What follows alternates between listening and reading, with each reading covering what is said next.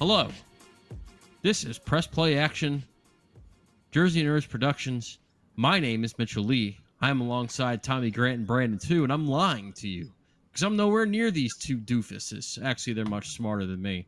Tommy is in parts unknown. I have no idea where the hell Tommy is. He's been moving around so damn much. I'm not sure Tommy knows where Tommy is at this point in time. Currently, I'm in a lovely town, East Amherst, New York, which is right near Buffalo. Cool. Up in the And cold.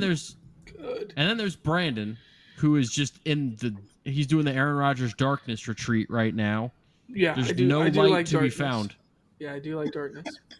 I'm actually Ayahuasca is approved in my darkness retreat. Ayahuasca's approved at Brandon's apartment complex, so if you want to do it, that's where you need to go.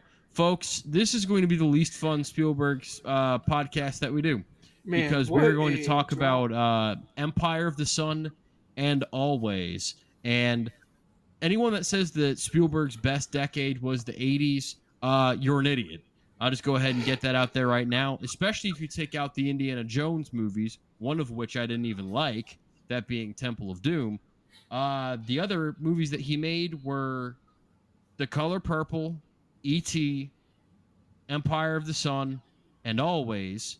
And those aren't your favorite Spielberg movies. They just aren't. You can go with the stuff in the 70s, the 90s, his 2000s stuff is underrated. I'm almost curious if all of his movies were relatively mid in the 80s because he was just spitting out movies left and right.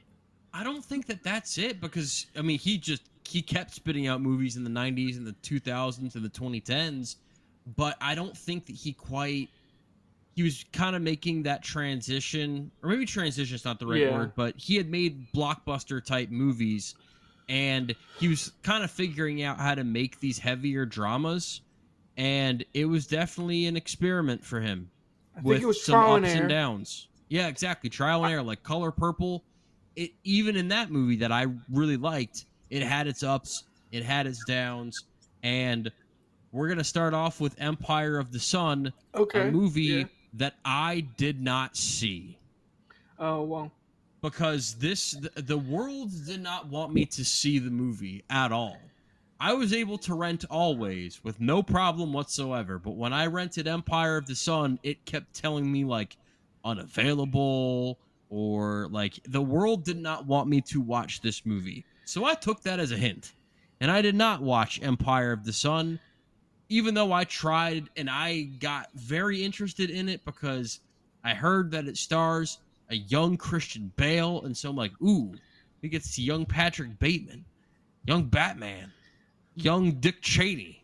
Let's do this shit. And I never got to do this shit.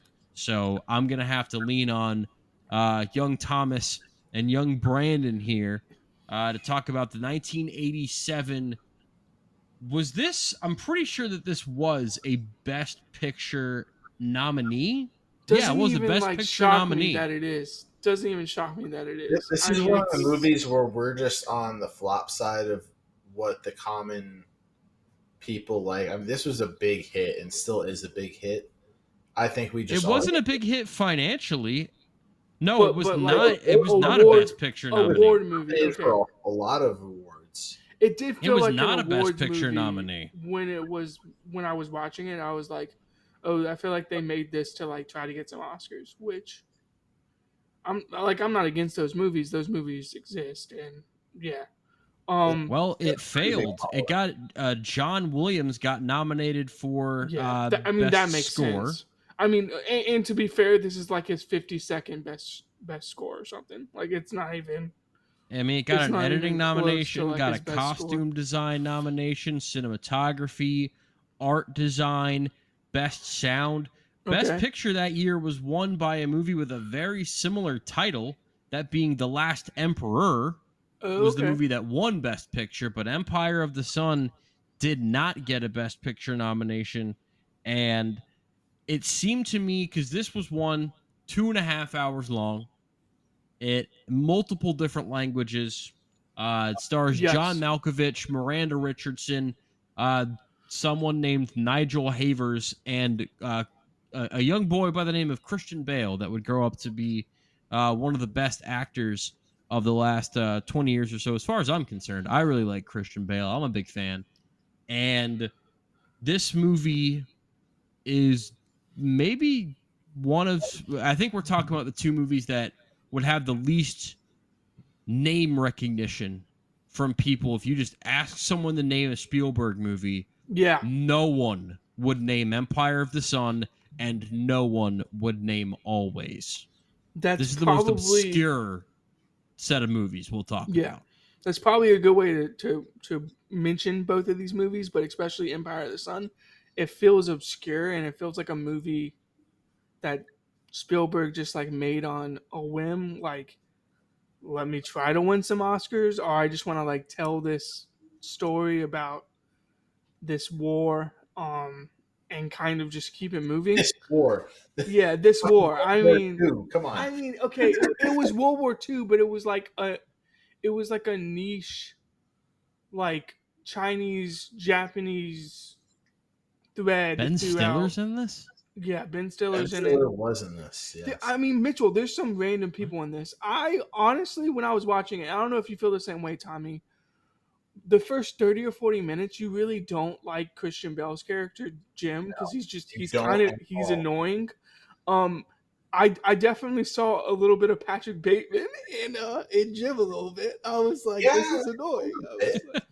I was like, He's this. It was a very weird. So I get what you're saying. It's a very niche aspect of World War War II. that Yes, not yes. seen at all because they play a British family that is in Shanghai. Japanese occupied Shanghai. Yep. So a very part of World War II. Like even the Japanese side of the World War II movies, you don't see occupied China, let alone British families. It's usually the Americans fighting on the islands kind of films, whereas this is kind of the early stages of World War II. And he's just this little prick. And they have these Chinese servants who he's just an asshole to all the time. And you really hate his character in the first probably 30 minutes of the movie. And then all of a sudden, about 30 minutes in, there's this whole big thing. They're going to war. They're trying to evacuate. And it's a very weird, very cool scene, but weird scene where you have them in the car. And I feel like Spielberg was basically like, hey, everyone just run up to the window of the car, make it look like you're looking around, and then just keep moving forward. And he just had like 1,000 extras do that. And That scene is a little weird, like weird visually. There's multiple of those scenes throughout the movie where it's just like I feel like the only direction he gave all these extras was, hey, just look confused and just keep looking around, keep moving your head, and then move forward. Which I guess if I was like inside of a city when it was being invaded by another country, maybe I would feel the exact same way that these people felt. But the extras do seem a little like all over the place. There's just a lot going on, and I mean, short story, kind of summarizing it, like he gets separated from his family, and this is where like the movie picks up is kind of when he gets separated and when he starts going into like I guess what is kind of referred to as a concentration camp or an internment camp. Um, and yeah, I think that's when the movie like picks up. But for the first 30 or 40 minutes, you're like, oh, this rich kid, like, oh, he's just gonna burn down his family's lawn, like for no reason, like he just does random stuff. I mean, he keeps talking about how he wants to be a Japanese pilot. So you're like, you're against him from the beginning. You're like, why do you want to be on the fucking Japanese side? Like, you're very much like against him from the start, and then I just think you slowly like warm up to his character, and then when they introduce other characters, you're like, okay, like that character is a little bit interesting, and like their relationship is interesting. But I guess the best way to put this, Mitchell, is this movie never reaches like, man, that's a good movie. It just reaches levels of like, okay, this is interesting, but like, where are we going with this? I guess is where I'm. Oh, so it's Amistad Reloaded. Yeah, that's what I was saying. It's literally, it suffers from Spielberg's curse of too long. It could have been an hour 30 and a much better movie, but he made it 2.5 hours of just. Could have been 2 hours and but an hour and a half. I mean, it could have been an hour and a half movie and been cool. Almost like he wanted to be a historian more than a storyteller or an entertainer. Yes, absolutely. which I don't even He mind. runs into that from time Yeah, to I time, and don't some people mind. like that. And Yeah, granted, this is based off an autobiography, so it yeah, was a that true makes total story, sense. and I'm sure he was trying to be faithful to the actual story, so that's probably is why. But it was just so damn long, and there were Yeah. very few scenes that really gripped you in, and one of them was the scene where he gets separated from his parents because the whole time it's just like they're kind of luxury living, they're just driving around, and then all of a sudden like war is going off, and the streets are filled with people as you know it normally would, and you have the dad, the mom, and Christian Bale's character basically holding on to each other, trying to like basically sardines in a can, like trying to wiggle their way through the crowd, and they one by one get separated. Hmm. You have that scene where he climbs up onto the car to look for his parents and can't see them, and it's just hundreds of people just swarming the streets, and you're just like, that must be horrifying. And trying to put yourself in that scene, that was probably one of the good scenes in the movie. That was like, all right, I'm sucked in for a little bit, but then it instantly lost me like 10 minutes later. Yeah, it loses you like 10 minutes later, and then it brings you back when it's like they're getting moved to an internment camp, Yep. and Basie, I guess, is John Malkovich's character. He runs into this guy named Basie, and Uh, Basie doesn't like him. Like he thinks he's annoying because, to be honest, Basie is correct that he is an annoying kid. So he's bugging him the whole time. He's like, "Oh, you don't have any shoes. This dead girl just died. Let me What? grab these shoes off of her. Like it's the same size." And he's like, "I don't want her shoes. I don't want her shoes." And like it's just this whole weird scene between them. And then you finally get to the internment camp scene where like they're picking, I guess, people to go to the camp or whatever, and Basie gets selected with a couple of kids, and I'm assuming Jim's character kind of just gets passed over, like he isn't picked, and he yeah. basically like tries to force his way onto the truck and is like, "I'll do anything, like let me on, Basie, like I'll do anything for you," and it's like you could just tell like he's a broken kid who like has nowhere else to go, like has no one else to turn to, no one else to go, and Basie's kind of like this kid. He needs to get away from it. Like he just needs to be somewhere else. And eventually he does get his way onto the truck, which is like when the story like actually transitions to like something completely different than what it was in the first 45 minutes, an hour of the film, just completely transitions to this other movie. Yeah, so I don't know if you want to like touch on that, Tommy, because like I think that's the transitioning scene, but everything up until like that point where he's basically yelling at Basie like, "You need to take me with you. You need to take me with you," and it's like clearly this guy like doesn't care about you, and he actually doesn't at all, and it's like you probably could just like Yeah. live better on your own. Like I just So don't really first off, understand the point. one of my other complaints about this movie is obviously you're set in China or Shanghai, and obviously the entire population will be Chinese slash Japanese people because they're occupying China, and you have a few British There consulate is a there. subset of British and American Yeah, people. and so you have very small population of white people, pretty much all British, and then you have the war start. Everybody's evacuated, so pretty much all that are left are essentially Chinese refugees slash Japanese soldiers. But yet, all of a sudden, out of the blue, you have Yeah. two Americans driving this beat up shit truck around. Just happened to come across him, like, hey, what's going on? Like, where the fuck are you people coming from? Why are you here? They give no explanation as to why they're even there. Just two random American dudes show up and they take him in under their wing because they saw him in trouble. But on the flip side, Christian Bale's character, I would say they did a decent job at doing character development in this movie, where you have him, True. a very snotty, bratty kid who basically has he has servants. His parents take care of everything for him. He does whatever he wants, and now he's by himself, and he has to be resourceful.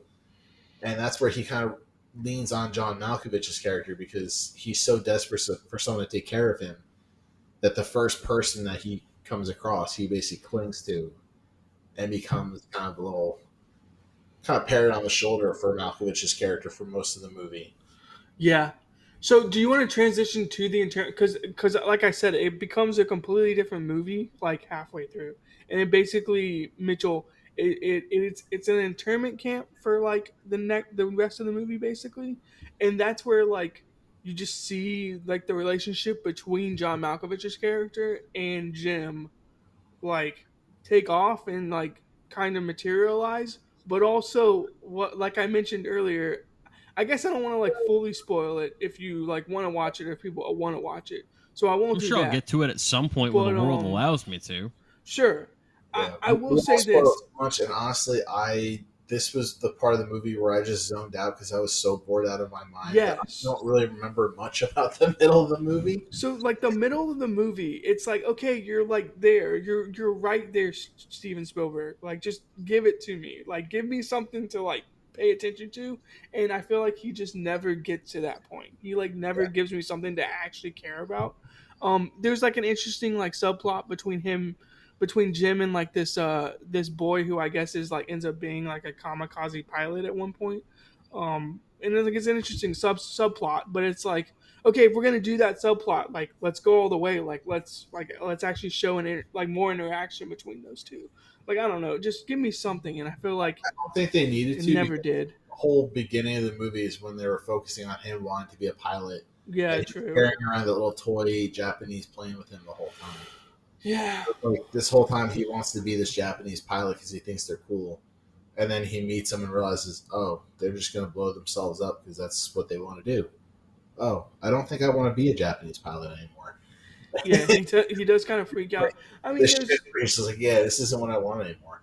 there's a couple of like scenes where like people die and he's helping the doctor and the doctor's like you can't bring them back to life like just because their eyes moved you probably just got like a few seconds of blood flowing to their brain like that doesn't mean they're actually alive and he like confronts death a lot in this like internment camp those scenes are like interesting but it just doesn't go all the way for me and then it just turns out as Tommy was saying like being a boring and like i I almost want to say just like a mid movie. It's just like a mid Steven Spielberg movie and I don't feel great about that because I like historian still Steven Spielberg but the movies that we've seen where he's trying to be historical I don't think he gives us enough, you know, like he doesn't go all the way. He kind of gives us little glimpses of it and then he kind of like Again, stops or he just takes the plot to a completely different and part of standpoint me and just thinks that loses you. it's truly him trying to be an historian because he doesn't want to give too much of that Hollywood feel Right, to his but it's historical. like give me something, you know. Yeah, I'm with you. It's just a very dry movie. Yeah. um yeah, I mean it's dry. And Mitchell, you were like, oh well, it has Christian Bale in it, like it can't be that bad. Like I agree. I Oh don't no, think the Christian Bale's acting, been in bad movies. I mean he I has, saw but Amsterdam. no, he has. But my point is that I don't think the acting is like that bad. I actually think Christian Bale as a kid actor is like good in this movie. I think there's a lot of good acting. I just maybe that's a good word for it, Tommy. This movie is dry, and it needed some water, is what it needed. It needed some hydration, and they just didn't have it. You know, they had a bunch of fire and a bunch of mud. That's all this Which had. is ironic because half the movie he was just like dying of thirst. He True, has that is water. that So is yeah, By the way, the irony is not lost on me. for your box office tidbit for the for this movie. All right, so this movie made $22 million domestically. So it was That's just not. not a lot. This was a movie that it did not take. It was the number 53 highest grossing movie in North America of 1987. What was number 54? Now you might be thinking, Mitchell, how the fuck am I supposed to guess what number 54 is? How I are you? wouldn't be asking you this if it didn't have relevance and if it wasn't something that you could like recognize. It's not just like, oh, it's bloobity blue. You know, no. Jaws, The Revenge. Jaws the Revenge was the number 54 highest grossing movie of 1987, just behind Empire of the Sun. Good God, job, Brandon. Thank God that Steven Spielberg didn't decide to do that movie. You know, he got out after the first Jaws. This was man. also the second highest grossing movie rather the third highest grossing movie that came out on December 11th of 1987. What were the two that made more than it? December 11th. December movies. 11th. Well, One of them was an Oscar winner. The other one was not. Ooh, Wall Street. Wall Street was number 2, and Okay. it was the Oscar winner. Yep. And the other one was No. Throw Mama from the Train. Made more than Wall Street in a Spielberg movie. So Throw Mama from a Train. Throw Mama from the Train. I think this one starred I don't know. I'm sure we'll get to this movie at some point, but I don't think we'll get to Throw Mama from no, the no, Train. no, I'm not. gonna be honest with you. Sorry, not Danny that DeVito movie. and Billy Crystal. Not that movie. Maybe we should get to that. But I mean, I think Danny there's DeVito just also directed that movie.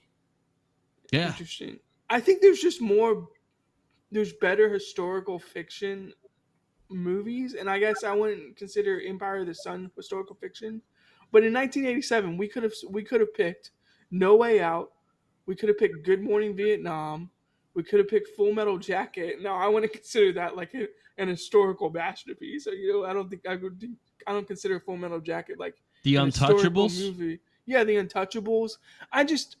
If I'm going to the box Predator. office that year, If we're going with historical, Predator. yeah, true. No, not true. But my point is, if I'm going to the box office in 1987 in December, do I really want to go see this movie by Steven Spielberg or something? I mean, I would probably go see something else. I don't know if I go see Mama, Throw Your Mama Out of the Train. Eddie Murphy Raw came out the next week. Oh, I would have just saved my money for Eddie Murphy. Yeah. All right. Yeah. Grade it. I mean, it's mid. I mean, yeah, go ahead. Yeah, I'm gonna give a mid grade if Tommy wants to go ahead, but like, Your grade is just mid. Come on, man. yeah, I mean, I was generous to it because it had good acting in it. it did have good acting. I will say that. I think the acting was The good. cinematography was good. I mean, obviously, it won a lot of awards for that, but just the story was just too damn boring. So I gave it a C minus 20. Okay, That's higher yeah. than I thought you'd go. Yeah, C minus. C minus does feel high. I'm gonna go a little bit higher than that. I'm gonna give it a C, 55.5, but it's pretty mid. That's very close to what I gave Amistad. So it's basically Amistad Reloaded, like I mentioned. I joked that in our group message like an hour in. I was like, "Are we reaching an Amistad level here?" And it was like, "Yeah, it's probably gonna be Amistad again." Like, although I liked Amistad a lot more than this movie. I think the story in Amistad is a little bit more not as dry is the good way of putting it. I wasn't quite as thirsty for something more. All right. Well, you're going to be yearning for the days of Empire of the Sun. I was gonna say I'm gonna be because- yearning for Empire of the Sun with this new movie. Let's talk about a piece of shit. I mean, a movie that we haven't given our opinion on just yet. Always, directed by Steven Spielberg for some fucking reason. This was December 22nd, 1989. This stars Richard Dreyfuss, Holly Hunter, John Goodman, Brad Johnson before he won a Super Bowl with the Tampa Bay Buccaneers, and Audrey Hepburn in her final film role. Is that a real thing? It's the same Brad Johnson, or was that like? No, it's a very different Brad Johnson. It's not the same Brad Johnson. No. You don't know O.J. Simpson was making the crossover. Anything's possible. Hey man, anyway. I'm sure this Brad Johnson has killed less people, but okay. Anyway, 1989, and I had only heard of this movie once, and it is because a YouTuber that I watch by the name of Shay Frillis, he makes some long videos, and he has about a 3-hour Steven Spielberg ranked video, and this guy, I don't agree with a lot of his opinions on movies. He had this on the movie? He had this movie ranked? This was his very lowest ranked Steven Spielberg movie. Oh, okay. Just edging out the BFG. Okay. Yeah. And so that was all. I'd never even heard of this movie before that video, and I was like, man, I have to watch this. And I remember, the world did allow me to see this one. And honestly, fuck you, world, because this is horrible. This is every bit, okay, maybe not every bit as bad as I had heard, but if I try to explain the plot of this I don't think movie, you can. I'm going to give myself an aneurysm So let me save because you the trouble, Mitchell, and I'll give you the two. please take it I'll off give my you. hands. I will give you the 2 cent Give me the synopsis of rundown that movie. 2 cent version of this movie. The spirit of a recently deceased expert pilot mentors a newer pilot while watching him fall in love with the girlfriend that he left behind. So this movie's just ghost cuck. Essentially. I Yeah, mean, I I will say this: the premise doesn't sound that crazy, but then when you put it on screen and what happens, I can't believe they made this movie. Like it would. I there's mean, so many things wrong with this. First and It's not even foremost, my wheelhouse of movies I would watch. Like just reading that when you gave me this movie, I was like, I know I'm gonna hate oh, this movie. I purposely did not seek out the plot of this movie. Unlike Empire of the Sun, I was like, okay, Empire of the Sun like seems like interesting. Let me look at the plot of it, and I was like, okay, it's like Spielberg trying to do historical like he's trying to do a historical movie. When I purposely did not try to read anything about the plot of this movie, and just as it kept going along, all I heard about. So the one thing that you heard about Mitchell was like this movie was bad. The only thing I heard about this movie was the plane crash scene. People were like, the plane crash scene. You got to see the plane crash scene, and I was like, okay, I got to lock in on this plane crash scene. But that's all I knew about this movie. And then I just kept watching, and like 5 minutes in, I'm like, this movie, where's it going? 10 minutes in, okay, Oh, this is great. I think it's going off the rails. 15 minutes in, what are we doing? 20 minutes in, what is going on? I'm just like, I just couldn't contain myself. I was watching this like late at night, and I had seen 4 movies yesterday, and I was just like, we might as well add a fifth one. And man, should I have not added a fifth one, because this movie is crazy. This movie is just absolutely wild. All right. And So yeah, so to keep add going. on to the synopsis, Okay, yeah, keep going. the tagline for this movie, because back in the day they actually made Oh taglines for yeah, it. the taglines are cool. They couldn't hear him, they couldn't see him, but he was there when they needed him, even after he was gone. Like it's just strange. Again, Ghost. that's like a weird tagline, but like I'm kind of in. Like no, you're not. I'm like 1 foot in. I'm like, You oh, shouldn't be. yeah. You should be out. In fact, I'm sure all the romance buffs like ate this movie up, but like just for me, oh my I god. don't think it's as divisive as like Mitchell is. I think there are people who actively like this movie, Oh yeah, this which it I has think a is weird. huge. those But people football. should not exist. well, they do, and I think I mean, that's the average rating is a 6.4 out of 10. So I mean, That's way too fucking high. I that's know way too. we are in that What? the little blip of a line that's on the one. I need. Oh, it's 70% on Rotten Tomatoes. That is just absolutely gross. I'm sorry. That's only because if it was directed by Joe Nobody, this would be like a 22. But it's Steven Spielberg, so this has to have some untold genius that we don't know about. Not even the best movie with a plane I've seen this year, and that's taking out Empire of the Sun. The Mark Wahlberg Flight Risk, That movie is way better fucking movie. terrible, and it's better than this. Yeah, way That better movie, movie. it looks like it was written by AI, and it's better than this, which I is agree. insane to say.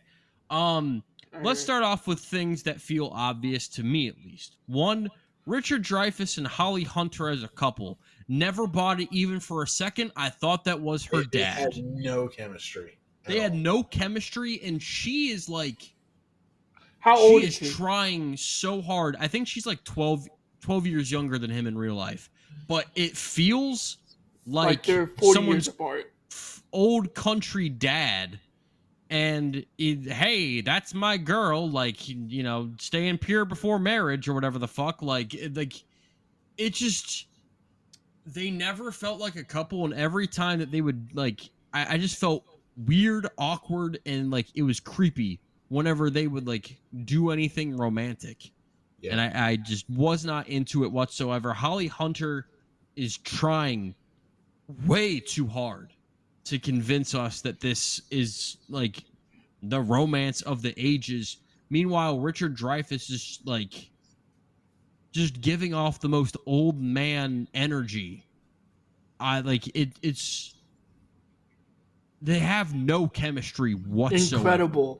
Incredible that they have they have negative chemistry, negative aura. None. There just isn't anything there. Um,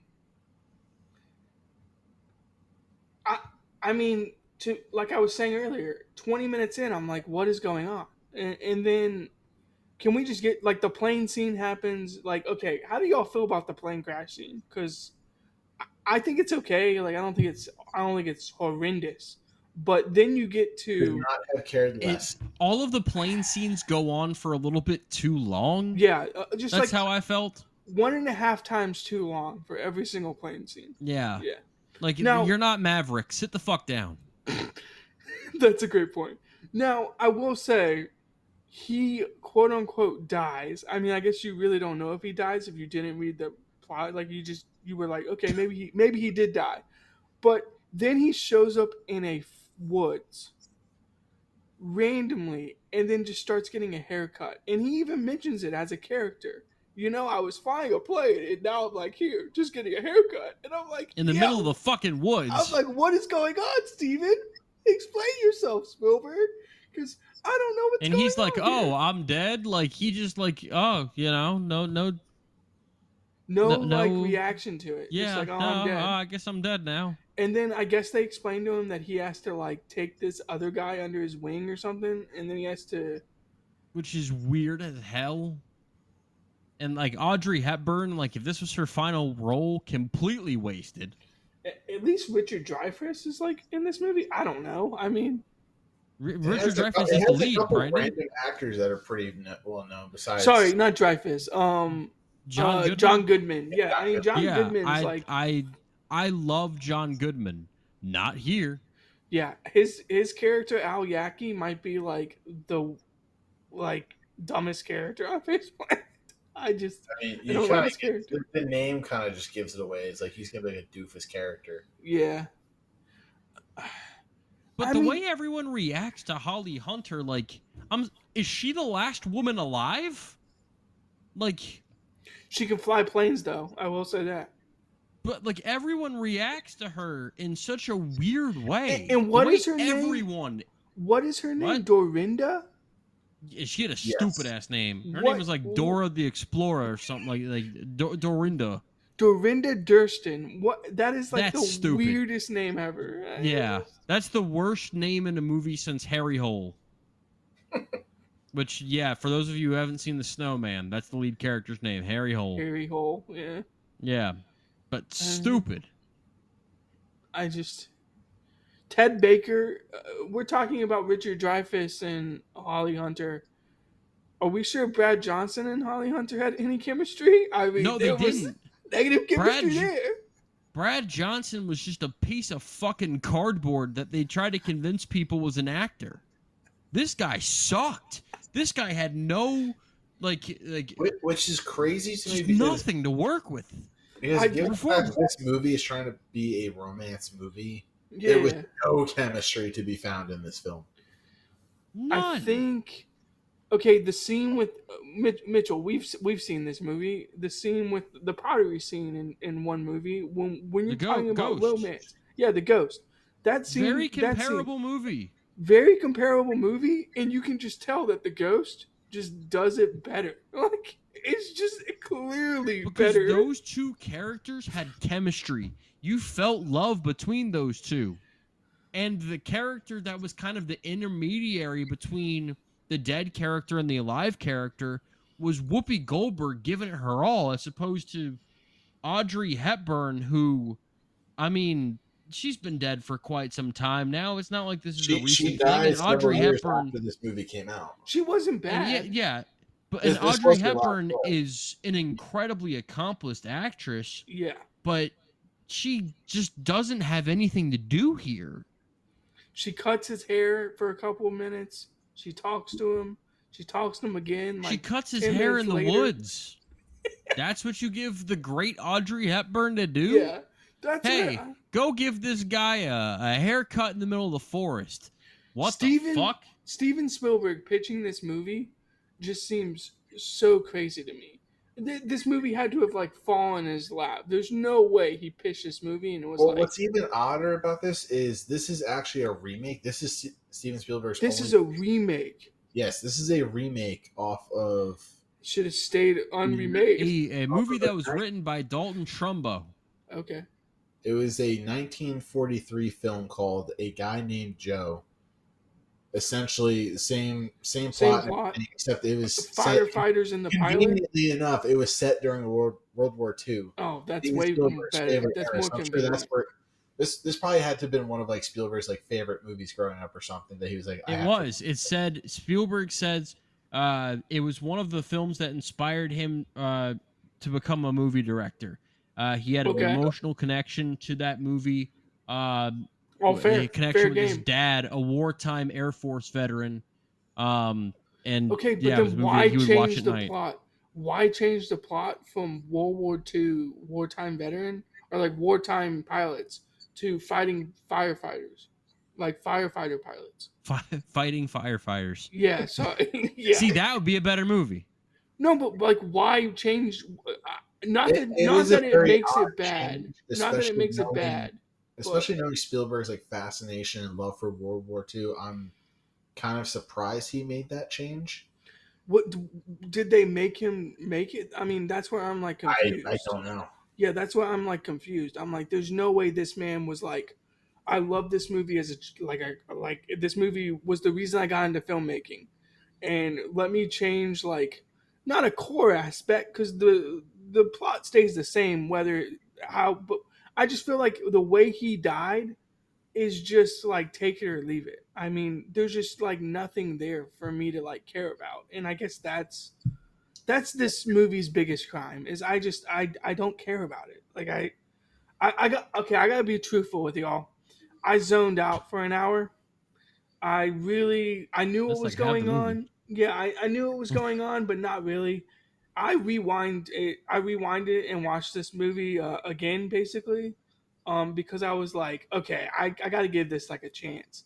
When I gave it a chance, like the second time, I was same thing. I was just like, what is going on? I was like, I don't care about this movie. And it's just crazy. Like the plot is just out there for me. I don't know. Maybe it's just not for us, but.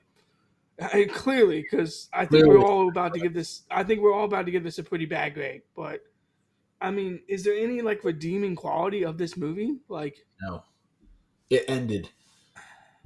It didn't drag on longer than it needed to. Yeah, I'll give it that. Yeah, dude, it was 2 hours and 2 minutes, man. That could have been a tight 90. Fuck yeah, no, you're right. Yeah, tight 90. I love how this podcast has turned into. We gotta be tight 90s. Here's a hint. If you hear us hate it, you're gonna hear us say it should be a tight 90 at some point. That's like all of the romantic scenes were awkward as fuck. Holly Hunter, the kitchen scene with Holly Hunter. Oh my god! The scene where that guy's trying to talk like John Wayne, and she's like, "I don't know who that is," and he just like, and Richard Dreyfuss is just in the back, like, like. Oh. I was just sitting there like, somebody please shoot me in the head now. So now I want to see like the original movie that Spielberg was remaking, basically. You know, I want to see that movie because maybe that movie is just like done better. Like I think there's something here. Like there's some type of plot here. There's something emotional and romance wise that could work, and it doesn't in this movie. Yeah, it probably looks good, but it just when you have no chemistry between any of the actors, that's the problem. In a romance, well, it was directed by the same guy that made Gone with the Wind and The Wizard of Oz.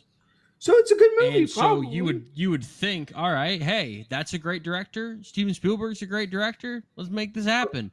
But whoever wrote the script, remakes don't always work. No, they don't. Jerry Belson wrote the script for this. Do you think This this was movie the is hindered by the script or more by Spielberg's it's direction?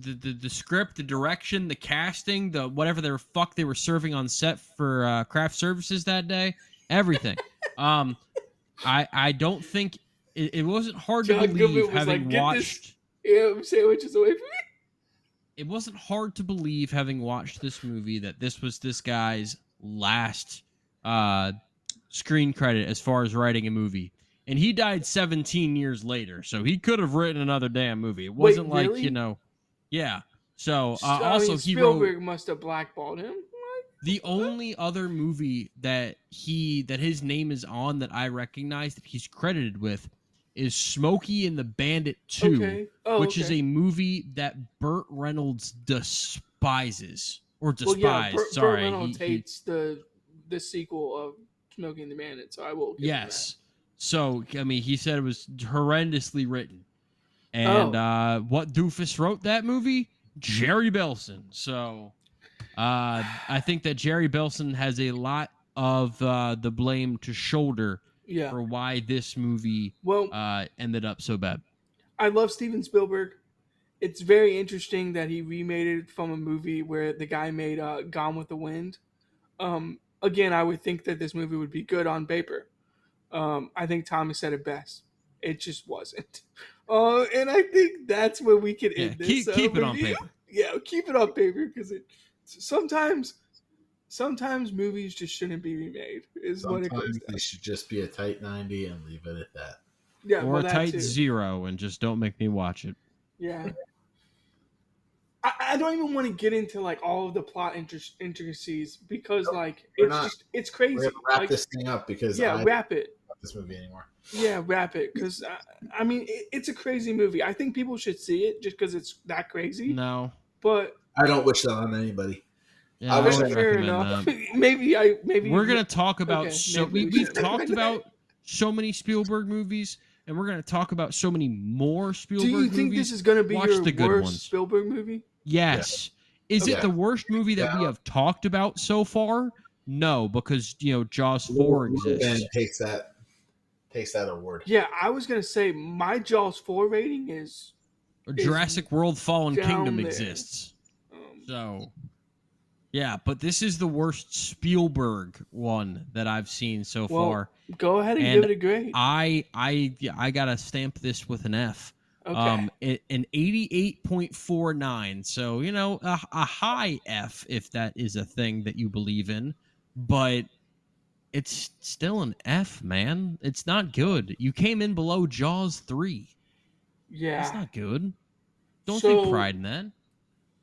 So I'll just go ahead and get this out of the way. I think I gave BFG an 88.8 F. I Oh think this damn! is- yeah, remember I gave You BFG did an give F. that an F. I gave BFG an F. And if I'm gonna be a hater on BFG, I have to be a hater on this movie. Give me Makes an sense. F 82.4. I'm very All right. similar, very close to Mitchell, but there's nothing particularly good about this movie. Although I will stand by the fact that I think there's a good movie here, but maybe it just should not have been tried to be made again because it does not work. It does just there's nothing there. When you have a love triangle and the love triangle has negative chemistry, you've lost like 95% of why we're gonna watch this movie in the first place. So yeah, F 82.4 for me. F All right. F20. 20. Damn. I mean, Movie out of my Damn. sight, I never want to see it again. he's like, Well, luckily He's like, for this you, you don't movie is have to. yeah, you really don't have to. This Actually, movie- Tommy, our next review is going to be a double feature of Always. Oh, We're God. doing it again. Like, you know how we've joked and like we have our own little Hall of Fame list kind of going on. I haven't officially created mine. This movie please inspired do. me to make a blacklist movie. A blacklist movie. I like that. Really? movies See, have, I I like blacklist. All movies that if you showed it to me and said, "Hey, we need to watch this," I will just end our friendship and say no. you know Don't be what? that That's person. that's Don't be that fair. person. Yeah. That's fair. I would have, let's see, because I think that it would I'd have have to be movies a. on the blacklist. I mean, yeah, Winnie the Pooh, I would Blood and have Honey would be on the I would have blacklist. I would have 15 movies that I've reviewed in the last or that I've watched in the last 3 or 4 years that would be on that list. Um, and who knows, maybe one of them will be coming up in our next review that we do, because next week we are going to do Minority Report. That's not the movie that's at risk here. We're going to get back to Steven Spielberg in his sci-fi days as we do a double feature of Minority Report and the Tom Cruise War of the Worlds. However, recent developments have said, "Nah, hold up, you can't make this a double feature. You gotta put 3 on that bitch." All right, Ice Cube came in and said, "You better make this shit a triple feature." So that's exactly what we're going to do. We're going to talk about the 2025 classic film. It's an instant classic. It's being, Instant blacklist classic coming to you. Oppenheimer, Everything Everywhere All at Once, Top Gun Maverick, Spider-Verse, Dune 2, all of those classics from the 2020 so far. And you got to put the Ice Cube War of the Worlds up there with it as well. So we are going to talk about that in all of its glory, as well as the 2 Spielberg movies, because we have to. I'm just glad he didn't make it. Oh, Spielberg made that one too? Yeah, he didn't make the Ice Cube War of the Yeah, he Worlds. did. Yeah, he did. Oh, Shut up. No, he didn't. I was like, No. I was like, wait, what? Brandon's going to watch this movie and be like, Mitchell's full of shit. Why am I watching this? But at least it's quick. So Tommy's already watched it. I've already watched it. I honestly, I can't wait to watch it again. I'm going to rewatch that movie. Because it's a lot of fun. I think we'll get it's to that one of later. those, like, I think This movie's going to bring up a debate next episode where we discuss what needs to be involved in order to call it a movie, because I don't think an extra camera was used while making this movie. You know what? It's one of those. Absolutely. Yes. 1,000,000%. Is it a Winnie movie? the Pooh, Blood and Honey territory is what I hear. Yeah. Is it an advertisement? Is it a movie? Keep that thought in mind, Brandon, when you're watching this. And next episode, we're going to discuss what needs to be involved when making a movie to call it an actual movie. I love Brandon, that. I cannot wait for you to watch this thing. I will be in the group message just being like, I can't believe live y'all made chat me watch this thing, even if it's 2 a.m. and no one else is awake. I can't believe y'all made me watch this. Yeah, what is this? I'm gonna wake up in the middle of the night for Microsoft Teams. Like, what the fuck is this? Essentially. Yeah, and so many other things. Like, if it's 3 This might a.m. actually be funded by Microsoft Teams. If it's 3 a.m. and Brandon's watching this movie, I'm gonna wake up like Patrick. Oh boy, 3 a.m. if he live chats this thing, because we'll get to that next week. That's fun for next week. I'm sorry the movies we talked about this week were boring as shit, but I promise you that we have some exciting stuff moving forward. Goodbye.